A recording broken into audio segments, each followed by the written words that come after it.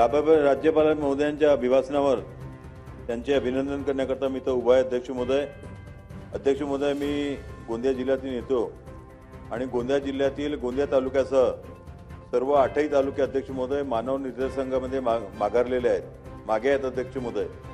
आणि म्हणून तिथल्या माणसांचे जीवन सुकर व्हावे याकरता शासनाकडून अनेक अपेक्षा आहेत अध्यक्ष महोदय। आज आमचा जिल्हा हा धान उत्पादक जिल्हा आहे अध्यक्ष महोदय। आणि मी मागील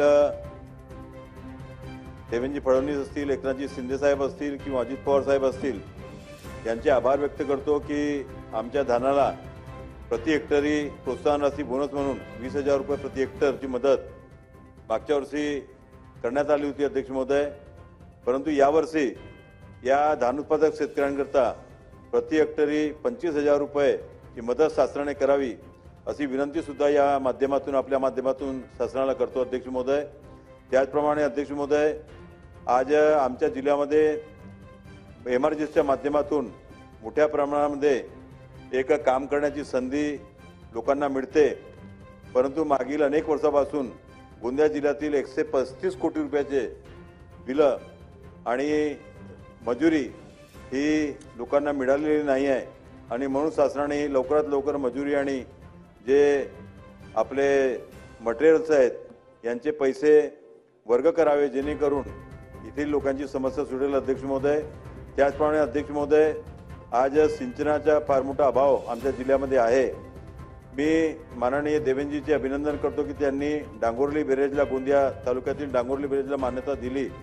परंतु हा आंतरराज्य प्रकल्प आहे आणि म्हणून याला त्वरित सुरू करण्याकरता तातडीने उपाययोजना शासनाच्या माध्यमातून झाली पाहिजे अध्यक्ष महोदय।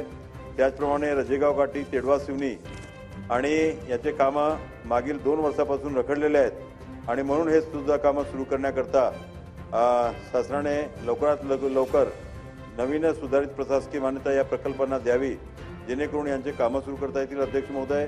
त्याचप्रमाणे आमच्या गोंदिया जिल्ह्यामध्ये एक जीवनवाहिनी म्हणून पांगोली नदी आहे आणि या पांगोली नदीचे पुनरुत्थान करणे सुद्धा गरजेचे आहे अध्यक्ष महोदय।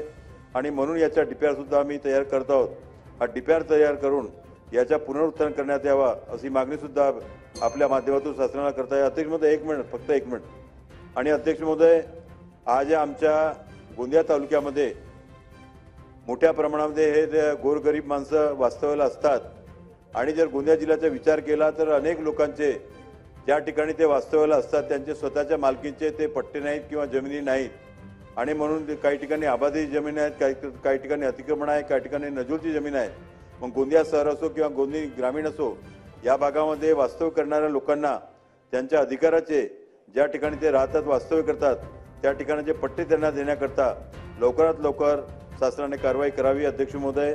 आणि त्याच माध्यमातून अध्यक्ष महोदय, फक्त एक मिनिट। त्याचप्रमाणे अध्यक्ष महोदय, आज आवास योजनेच्या माध्यमातून आपण लोकांना लाभ देतो, परंतु आज गोंदिया तालुक्यामध्ये मोठ्या प्रमाणामध्ये जवळपास 60,000 लोकांना त्यांच्या हक्काचे मकान मिळाले नाही आणि ग्रामीण भागामध्ये 1.5 लाख रुपये आणि शहरी भागामध्ये 2.5 लाख रुपये मिळतात। ही तफावत आहे अध्यक्ष महोदय, ही आपल्या माध्यमातून दूर करावी एवढीच विनंती करतो।